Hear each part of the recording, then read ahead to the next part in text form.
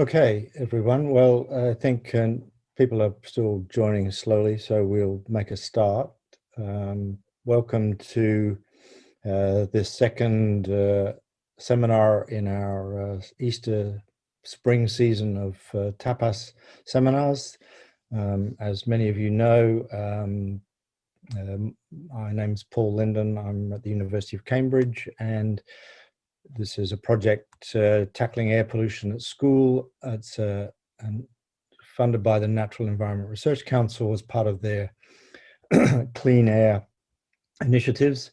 It's an open, TAPAS is an open network in which we encourage people to join as we go forward. And this, as I said, is the second in our seminars this term. Just a couple of housekeeping notes. First of all, that this meeting is being recorded. So if you don't want to appear on the recording, please keep yourself muted and camera off. If you would like to ask questions, and we certainly encourage that, please put them in the chat as the talk proceeds. And we'll go through them at the end of the talk. So without any further delay, it's my pleasure to introduce our speaker today, Nathan Wood. So Nathan is the Managing Director at Farmwood Limited, which is a ventilation company established in 2002. And over the last few years, he's developed a passion for indoor air quality and completed many studies independently and with major companies and consultants. And through his work, Nathan's been asked by BESA, the Building Engineering Services Association, to chair their Wellbeing in Buildings group. This was before COVID, and due to the huge interest in indoor air quality. And the ventilation group has formed a core committee. In addition, Nathan's been asked to become GCP's Europe chairman for Indoor Environmental Quality Task Force. So it's a great pleasure to have you here, Nathan, and he's going to talk about the BESA Safe Haven School Study, and I'll just let him take it away from here. Thank you. Go ahead. Lovely, thanks, Paul. Good afternoon, everybody. Yes, so I'm going to be running through the Safe Haven School Study. Thanks for the introduction. You've covered a lot of points there. So the Building Engineering Services Association invited me to form part of Health and Wellbeing in Buildings group way before COVID, and I was more than happy to step up to the challenge, but I insisted that we wasn't going to be one of these groups that looks good in glossy magazines, such as the front cover of the magazine there on the screen. We were actually going to achieve something. So the core committee, as you can see, I've listed the companies of the representative people in the group. Before that, it was huge. There were so many people interested. I think COVID has made air pollution visible to the world, and certainly the interest that gathered was overwhelming with the members from BESA. So we've dropped it down to a really nice core committee, and there's some of you on today. So we've got Doug Booker from NAQTS, and I can see Peter Diamond as well from Camfield. So no pressure for me, guys. Thank you. So as you can see in the photo there, that was from the previous national conference when we used to be able to meet up person to person, and as you can see, very, very close as well. And Rosamond Adukisi-Deborah, as you can see there, is the World Health Organization UK advocate for clean air. And many of you will know about the battle that she's had with the tragic death and loss of her daughter, Ella Roberta. Rosamond is actually our honorary president of the committee as well. So it's fantastic to have her part of us. So we set ourselves a bit of a goal, a bit of a challenge. We wanted to help schools in particular, because if we are going to reactivate the UK and go back to work and our businesses and everything else, those are children, we need them in a safe environment, and that environment is school. But we need the schools to be a safe haven. You know, it's a natural given that when you drop your child off at the beginning of the day, you collect them fit, well and healthy as they would be at the end of the day. And unfortunately, the pandemic, the natural pandemic, has put a bit of a spanner in the works, and we needed to help out schools in particular. So the goal is to develop an indoor air quality blueprint that any school can develop themselves.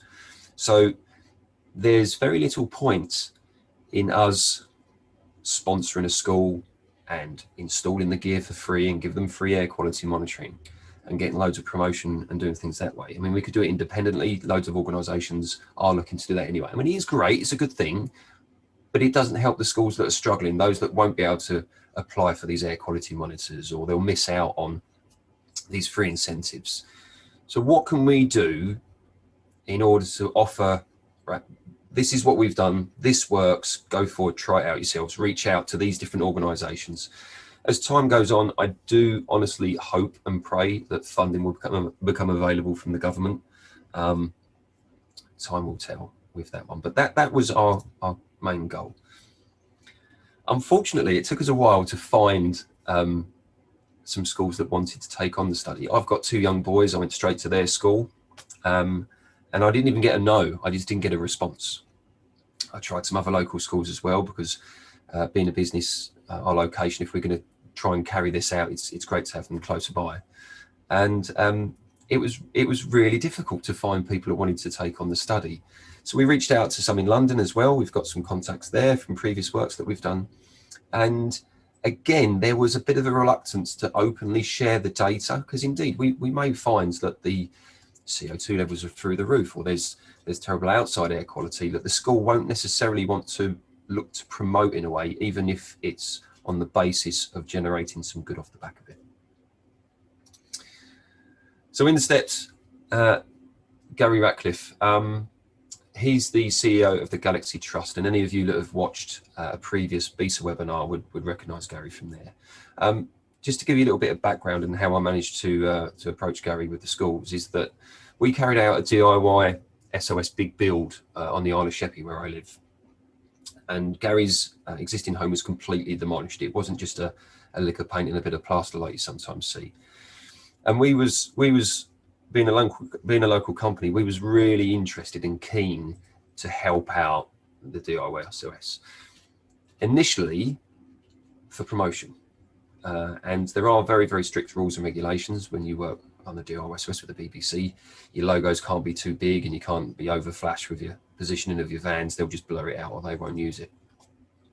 And we was looking to sponsor an MVHR system, so a mechanical ventilation heat recovery system, and some air quality monitors. And the guys at the Purple Shirt Gang were more than happy. So we put in a proposal, we got the green light, and we went through and we completed the install.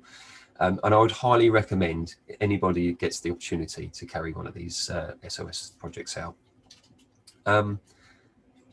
What we didn't expect to happen was to become really good friends, really good family friends, and we support them with other charities and a farm that they've got as well. And the twist was that they fostered 4 children, one of which I'll talk about, Curly. He's a very, very sick boy, same age as my eldest, 10 going on 11. He didn't have a very good outlook in life. I don't believe he should have sort of made his first few years. And before the DIY SOS project, he was in hospital almost monthly with pneumonia or chest infections and different problems. And he has got a very compromised immune system. He's a very, very poorly child. Since they've got a new build and a ventilation system that is controlled via these air quality monitors, he hasn't been hospitalized once in 4.5 years. And there could be so many other factors that come into play with that, but without question, we know that the quality of the air you breathe has a direct effect on your health and well-being. So if it is contributing to his health, fantastic, I'll take that and run with it. So seeing the first-hand effects that it had on Gary and his family, when we approached him in the Galaxy Trust to take on some of their schools, he jumped at the chance. These are 3 of Gary's schools located in Dartford. And any of you that do know Dartford, there's the lovely M25 and the Dartford crossing. Terribly congested area.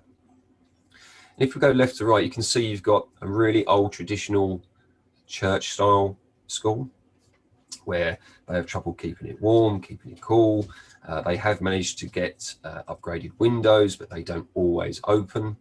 And there's different issues with that school compared to the one in the middle. So you've got like your 1970s, 1980s flat roof building, old aluminium windows that they can't open. And if they do open them, will they shut at the end of the day? Through to Oakfield School on the right with the red fascia there. 4 years old, brand new academy, really high spec, meets the latest building regulations. You can see the pitched roof there with the long run of glazed windows. They're controlled via CO2 sensors in the classrooms and open and close on a ram.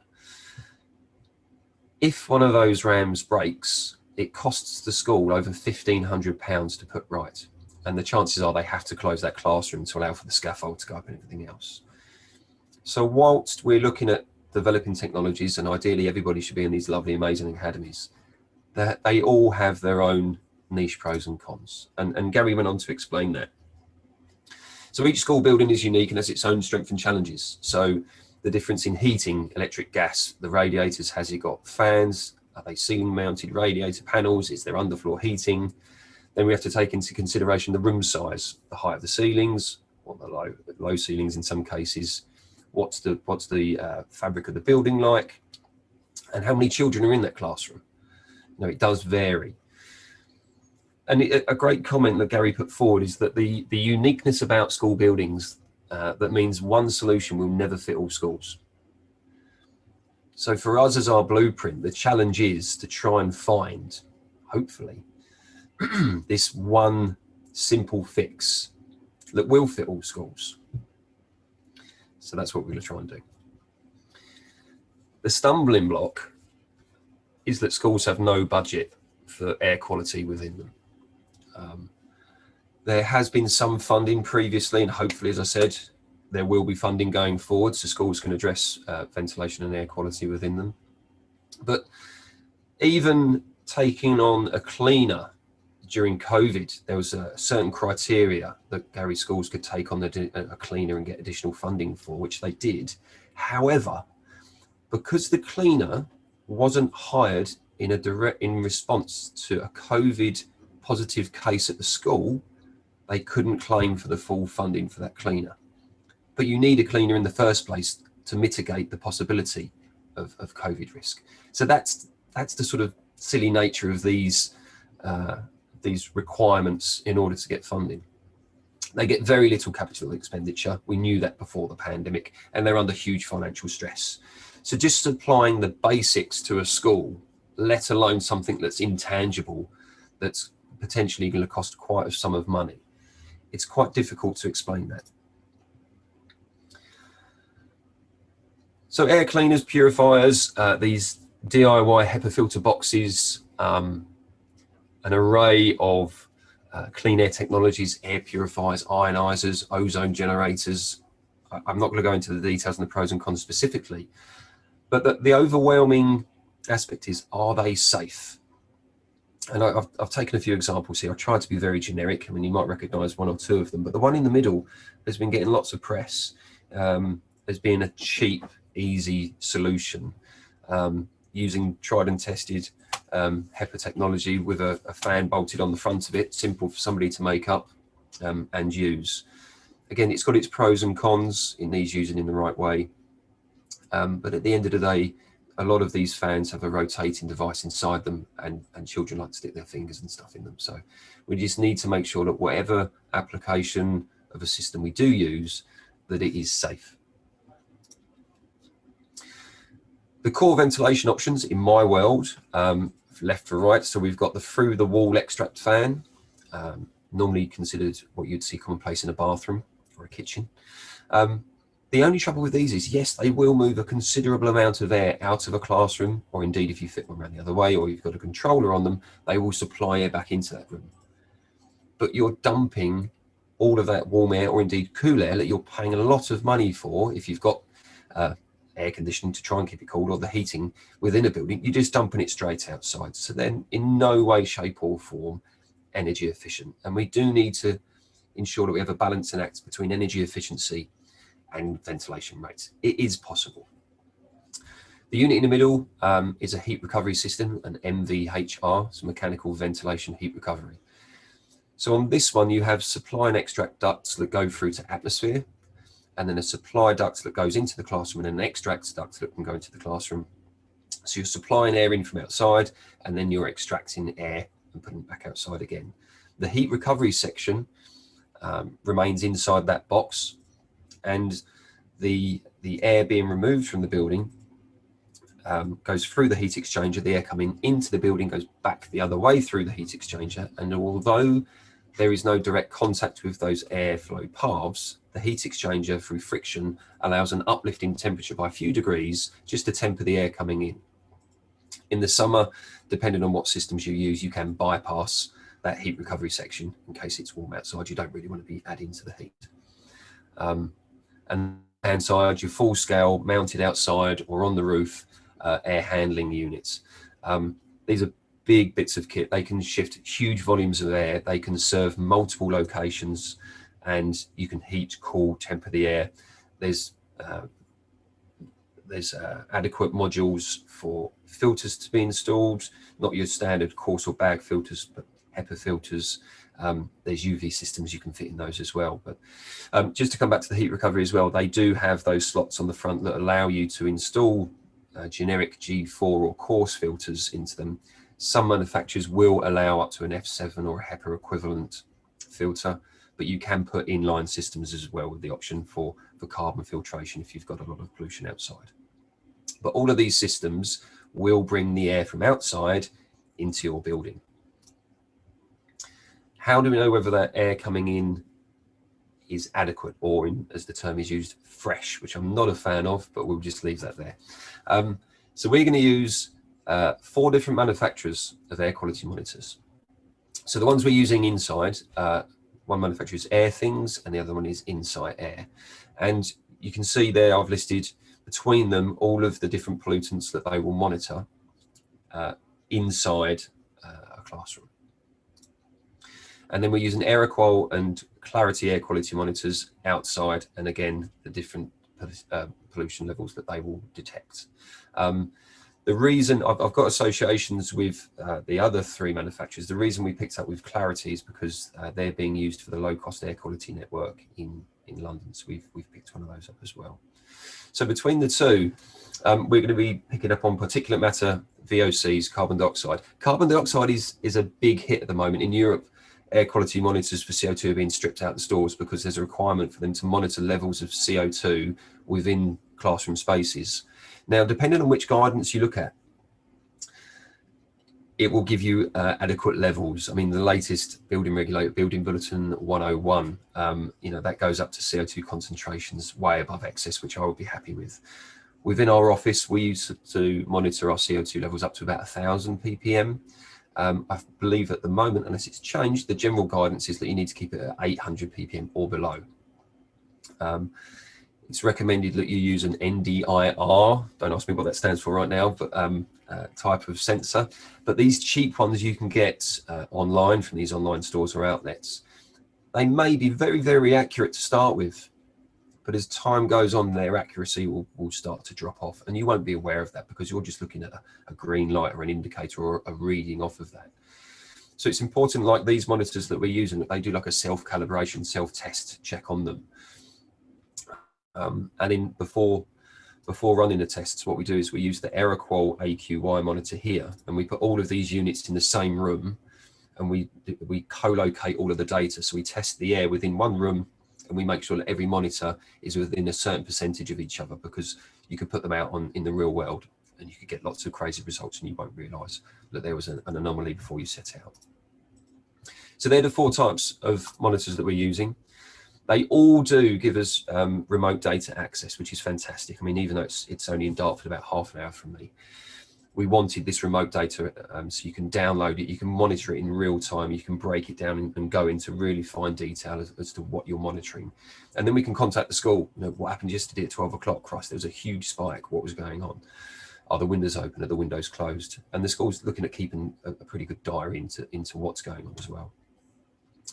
So we got really good remote monitoring, which is great. But we also would look to some local DEFRA air quality monitoring stations, which we access just as anybody would online. And it's really interesting to see when they're off. they're off quite a lot. I don't know why, but they are. And when they're off, the data that we're picking up outside isn't great, but I'm not saying too much there. I'm sure it's just routine maintenance. When it comes to putting in a solution, so we've done the monitoring, we know what's going on outside, we know what's going on inside. We're then looking to retrofit a ventilation system. We're not going down the purifier route. I think we need to stick with the basics of ventilation for this study.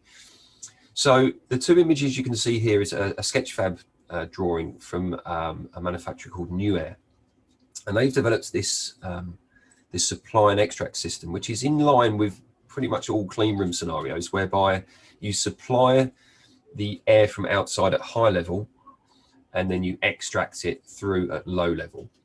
I mean, it's shown here in metal galvanized ducting, but that can be run in this easy retrofit 75mm ducting, because sometimes space above a ceiling, if there is a full ceiling that you can go above, can be easily installed. Or on the right hand side here, you can see a typical office space with the partitions up, and you can see the way in which you can almost zone out the airflow coming in at a high level and extracting at low level to stop any potential for aerosolized particles to travel across. There's a lot of talk about the screens at the moment as well with this COVID theatre. We've fitted the screens in our office, and I've spoken to the team here, and we feel safer knowing that they're fitted.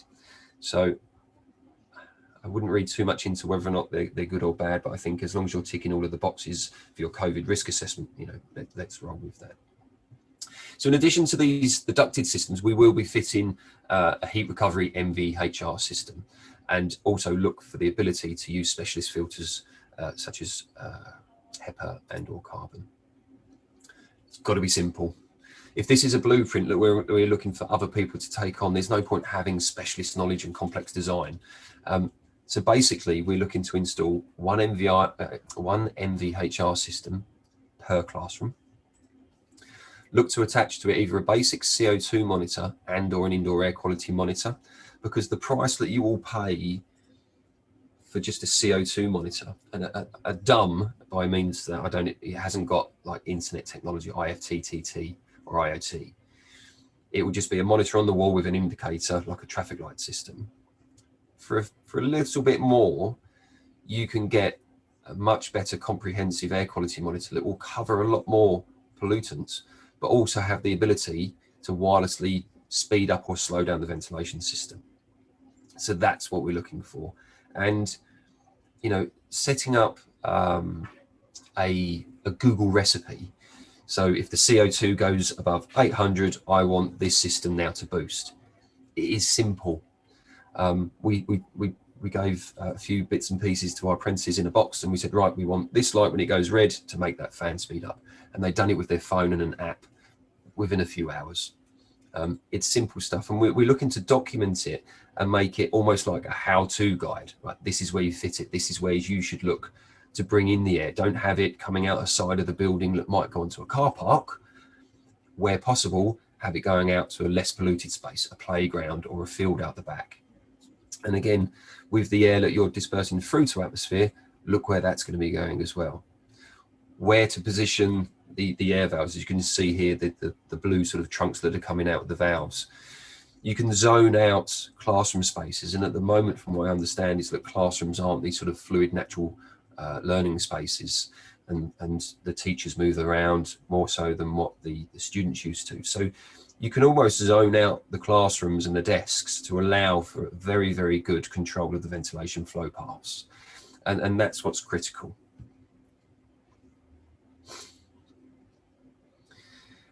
The example on the right there, you can see almost like a Perspex umbrella type system in this tubed ducted system. This was a German system that was produced and put forward, and I was on a few webinars that discussed this. I love the idea. I love the fact that somebody's actually got off their backside, gone forward and done something about the problem to try and allow students back into the classrooms. And it's good to see that they do actually still have masks on. However, we need to ensure that if we are offering this blueprint guideline system, that we follow best practice guidance, that it does meet building regulations or indeed exceed them. Because We're looking to use MVHR systems, which are predominantly fitted into domestic dwellings, and approved document F of the building regulations gives minimum target ventilation rates for these spaces. Minimum. And everybody designs and installs to this minimum benchmark. Why don't we exceed that? If we can be energy efficient, conserve the heat or the cool space within and maintain an adequate CO2 level, let's go for better then. I don't see why regulations are at a base level. Worst case, you can get away with that, but you should aim for higher. And that's what we're going to do. You can see on the left, the green trunked system. This is a specific manufacturer's system.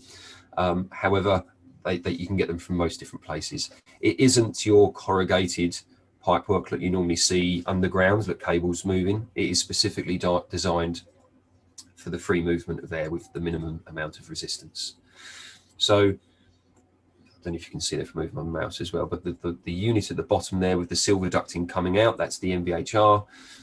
The two ducts coming out at the top, they're insulated to allow for some thermal efficiency, and then you can just see behind two ducts going out to atmosphere. So one of these will be the supply air going out into the space, and this one could possibly be the return air coming back, depending on what you want to do. Ideally, I feel at this stage we should be looking at installing one MVHR per classroom, because if we're looking at energy efficiencies and costs of running them and everything else, if the children leave that area and go on break, or they go outside, or there's a different activity that takes them out of that classroom, you don't want to leave the system in there running 24/7 because the classroom next door has got people in it. If it has its own system, yes, there's an initial higher upfront cost, but in the long term, that system won't be running. It could reduce down to a trickle speed, so there's less strain on the motors, the bearings, the electrical components, and it's just tickling over that air within that space to allow any stagnation to be dispersed. So I do feel at this stage we should be looking for one system per per classroom, and try to avoid very, very DIY, untested systems. I mean, you could take the litres per second of that fan over in the corner by the window and try and divide it by the grills, but that's a real unknown as to whether or not that will actually work. But I do applaud the thought that went into processing and putting that through. And then we're going to repeat the tests again. So we've done the air quality monitoring before.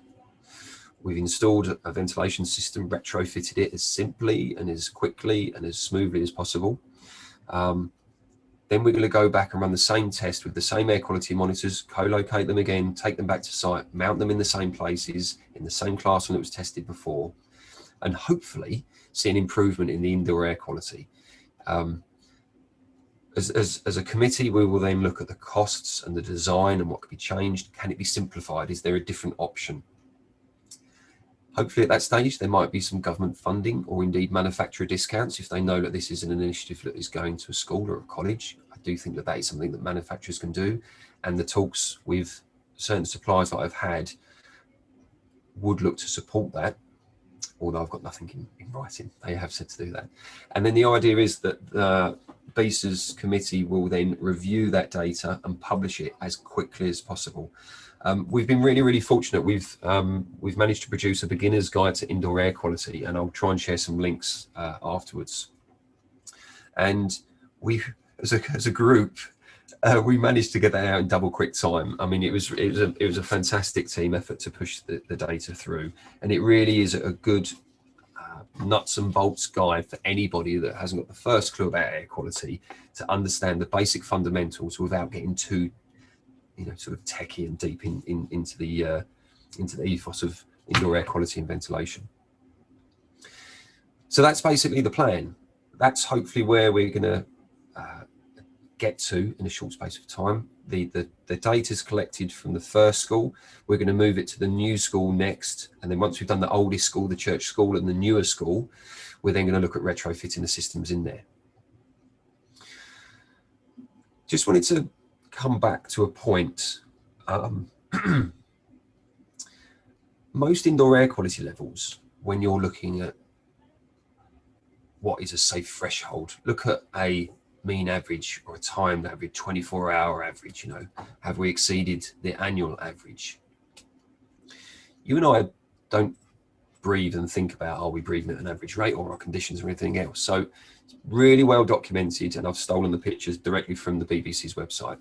Some scientists got together and took some gold particles, atomized them down to an ultrafine size, and then they had some human volunteers and some not so volunteering mice, and they breathed these particles in. And the reason they use gold is because it's inert and it won't have an impact on the body. So just a 15-minute exposure to ultrafine particles has been proven to remain within your system for up to 3 months. And that was proven because once the human volunteers inhaled the ultrafine particles of gold, they had routine blood and urine samples at stages up to 3 months and beyond, I believe. And it was around 3 months that they only then started to see a reduction in the ultrafine particles in their blood and urine. And when they dissected the mice, they found gold particles in every single part of their body, in the brain, in the lungs, everywhere. You name it, it was there. So it's these, when we're talking about particulates and breathing in these things, what's a particulate? It's dust. It can be from building sites, natural. It can be organic. It's the toxic particle, that one rogue particle that might affect your body in different ways. And it's been linked to everything from hair loss to Alzheimer's to ultimately death. So it's really important when we're looking at what we consider to be a safe level. We're talking about young children. What is a safe level for them?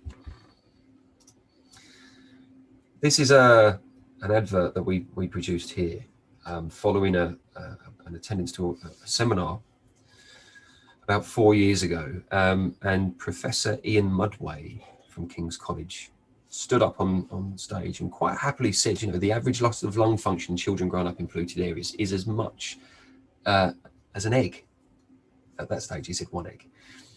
And then later on, he's changed it to be actually no 2. So when you're thinking about the size of children and the size of their lungs in proportion to the size of a chicken egg, that's one hell of a difference. And the long-term impacts on their lives growing up is unbelievable.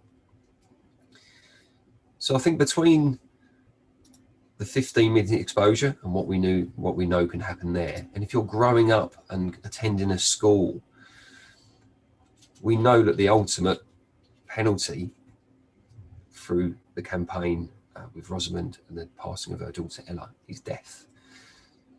So as important as these studies are, it's vital that we get it right and that it's able to be a clear blueprint for anybody to take forward with whatever manufacturer they want, whatever supplier, whatever installer they want.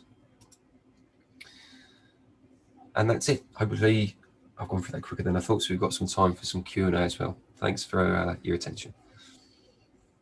Thank you very much, Nathan, for that. Very fascinating talk. I guess I'd like to start the questions myself by saying, from an information point of view, what do you think is the biggest blockage to knowledge about the impacts of indoor air quality that you come across when you're dealing with schools? I think it comes down to the fact of it's intangible. So when we're trying to explain a problem, people use the water analogy a lot. If a school had murky water every time they turned on a tap, they would do something about it. They would be able to action that. I think because it's intangible and you're trying to explain intangible issues that you can only do when you spend money with monitors, and the schools haven't got the monitor, the schools haven't got the money for these monitors in the first place. So it's simple just to ignore it. And ignorance is bliss. And I think that's a lot of the case, certainly with the schools that I've approached before. We haven't got a problem with air pollution. We live in England, in Kent, the Garden of England.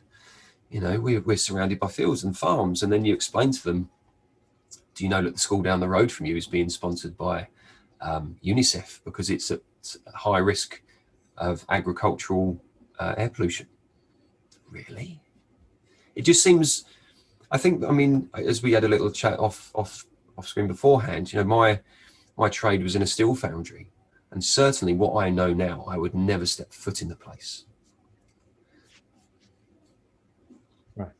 Okay, so we have quite a few questions, so why don't I start with those? So the first is from Paul Ajiboy, who says, how confident are you about relying on sensors to indicate total VOC concentration? How have these detectors been calibrated? Yeah. We're using 4 different monitors, and I could have just used 2, one outside, one inside. And I wanted to make sure that I wasn't, let me start again. I didn't want to use a cheap monitor and an expensive monitor and compare the two. I didn't think that was fair. I think we should just be going for a good quality, affordable monitor that most people can be within reach of. The monitors that we used had been recently delivered from the manufacturers. We had co-located them. We don't have the ability to put them through rigorous independent VOC tests or anything else. You know, we can breathe on them. We could try and simulate it, but overall, as long as all 4 monitors from different manufacturers were offering similar results, plus or minus a few percent, we were happy with them going forward. But it is a big deal, certainly with earlier CO2 sensors, is the fact that the longer that they're in use for, they actually degrade their ability to sense accurately. So there's a hell of a lot to air quality monitors in terms of their accuracy, and whether or not they are actually reading VOCs or indeed using an algorithm of another sensor that they might transpose to give a reading. There's pros and cons with that. If you're looking at cost, would I be happy with a few sensors that they could use a known algorithm to calculate the pollutant to make it affordable? I think so. But it's the longevity of them as well, and whether or not they are able to recalibrate, or whether or not there is a charge for them to be sent back, recalibrated, sent back out. It's things like that we need to try and avoid. So going forward with the blueprint, although we are name checking 4 manufacturers, you can openly look at their spec and compare to other manufacturers' equipment to make sure. I don't want to pinpoint any one person or company. That's the deal. Okay, we have quite a couple of nice comments in the chat about certainly CO2 sensors, and NDIR explains what that is, and that some have automatic calibrations. So I don't consider those to be questions. That's very helpful. Thank you. So Haley Dunn has a question. Says, has asbestos been considered in the study? The schools have given us their asbestos register, specifically the older school.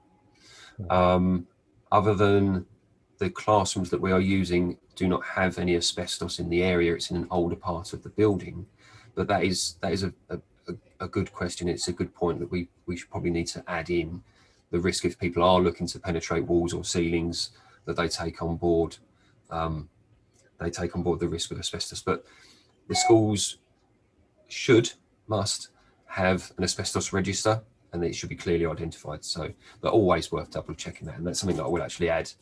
So thank you for the question. Good. Another one from Paul Ajiboy says, MVHR versus fresh air supply only. Are you thinking beyond the pandemic? That's the idea, yeah. There's fresh air supply or natural ventilation with opening the windows. Professor Kathy Noakes has done some amazing presentations on natural vent and the effects that other buildings have around them, and the atmospherics and the temperature coefficients that you need if there's people in and what's going on outside. But I think if we're looking to address the problem of COVID, we should also look at the long-term benefits of addressing indoor air quality as a whole. So yes, natural ventilation has its place. It has its place in regulation as well. However, it doesn't really matter if your school is in Kent or in London or in Birmingham or Manchester. The chances are there will be weekly, monthly episodes of poor air pollution from outside. And indeed, if the UK tomorrow woke up and didn't have any air pollution problems whatsoever, we would still have weekly episodes of pollution coming across from the continent. You know, we get Sahara dust. That's a lot bigger than some of the pollutants that we're looking at now. Okay, thank you. We have a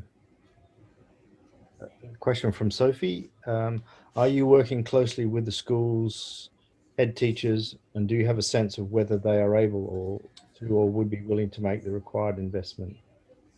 We are working with the schools. We are looking at getting the children involved. Actually, before we was involved with the Galaxy Trust. They were actually part of a national study, which Doug Booker was part of as well. Unfortunately, because of COVID, that was stopped quite soon. I'm not sure if the data's been released on that one or not. Doug's probably best placed to answer that one. But in terms of getting the children involved, the idea is to bring the children in. And I've done a basic presentation for schools, and I've done a few schools before COVID. And it's great when you see the children's lights come on, when you start talking about, you put up a gross picture of a lung and they're like, you know, they don't like it. Then you show them a healthy one and you say, which one's a smoker's lung? And they all say the dirty one. And you actually say, well, neither of them smoked. This one's grown up in a polluted area.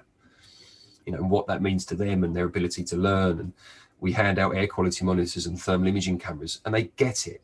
And the hope is that they then take that home. Oh, Christ, Mum, you know, I was talking about this today, you know, where we live, And they want to do competitions. And is there any sort of basic stuff that we can get the children to do to get involved in? And indeed, a local school near us, again, before COVID, they are actually being supported by UNICEF because they are at risk from local agricultural pollution. And they went to see Michael Gove a few days afterwards. And I just said to them, can you all take an egg? Just hold up an egg, don't egg him, but take an egg and just say to me, no, it's no yolk, and try and get that message across that, you know, that's how much it can contribute to my lack of lung function. So yeah, I do think that if we are doing this blueprint, there will be further information, including the beginner's guide and how to interact. And Global Action Plan, UNICEF, British Heart and Lung Foundation, they've got some amazing free resources that could be bulked into that as well. Right. And in fact, there is a link in the chat to the beginner's guide. So Brilliant. Thank you, whoever shared that. Ms. Booker for putting that in. Top man. Peter Fleming has a question. Would the gold particles used in the study pass through a HEPA filter? I'd have to read back on how small they were atomized to.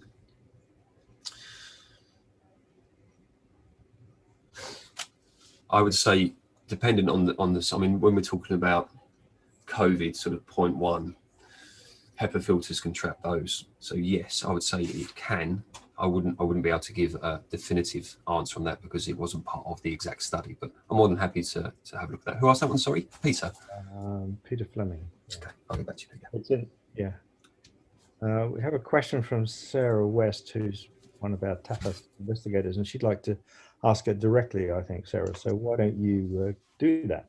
Thanks, Paul. Yeah, so thanks, Nathan. That was a really interesting talk. I found the bit most interesting was the bit you said you didn't want to talk about. So, you know, you said that the schools, there were some gaps in data, and I just wondered if you could say a little bit more about that. You said that you hinted that the schools might have been turning off the monitors at certain times, and I just wondered if you could say, like, because that's a really interesting behaviour, isn't it? And if we're trying to get schools to do monitoring, if they just turn them off when they think something bad's happening, that's no, sorry, it was the DEFRA stations that were being turned off. Okay. So the main government funded £80,000 remote stations that you probably drive past daily and have no idea that they're there. The data is freely available online, so whatever area you guys all live in, go in, look for the whatever your, I mean, here it's called Kent Air, I think kentair.org. I can share that again.